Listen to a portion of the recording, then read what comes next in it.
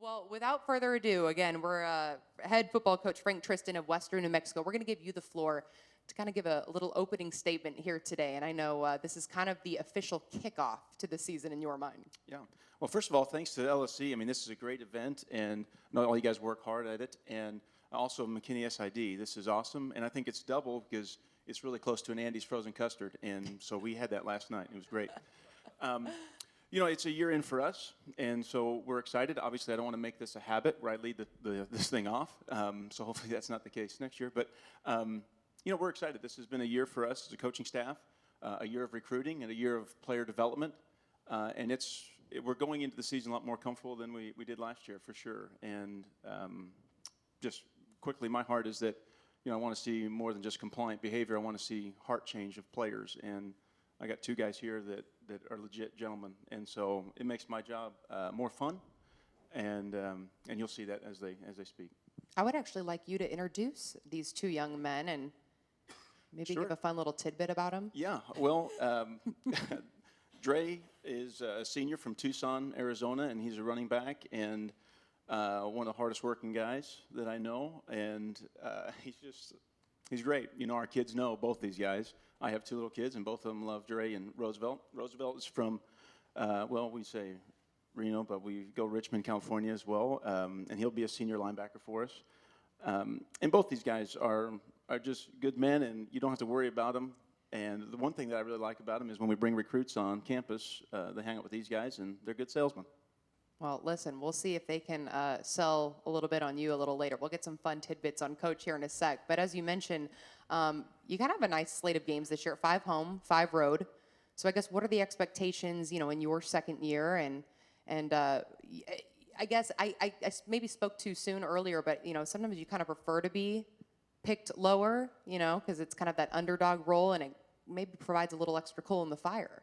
Yeah, I mean, my dad tells me, well, you can only go up from here, So, as far as our expectations, our goal is to be in a ball game in the fourth quarter, and so I think that's everybody in here, and so that's kind of what we're preparing, and not so much about the opponent, but more us if we execute well and play our very hardest. So.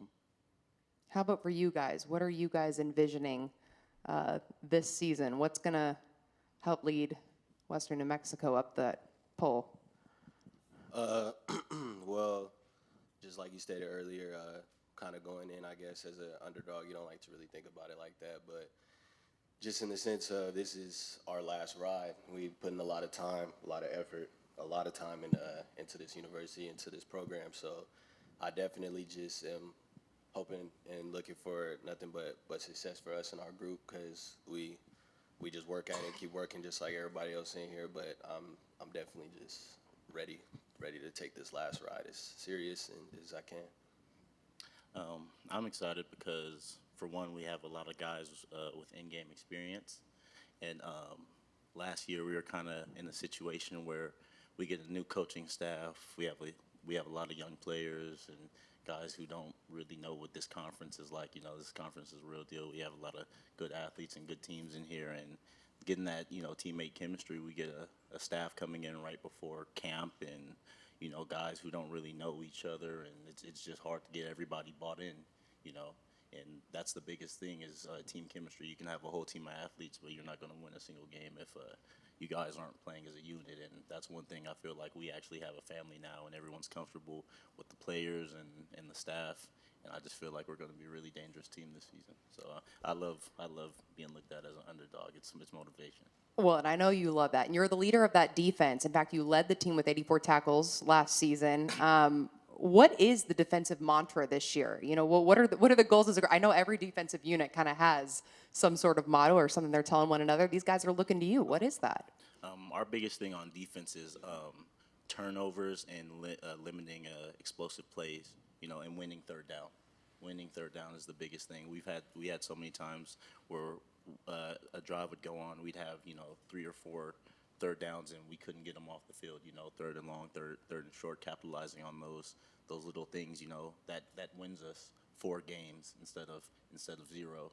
Last year, little things like that, and just like I said, those are the 3 main points: winning third down, limiting explosive plays, and definitely just flying to the ball.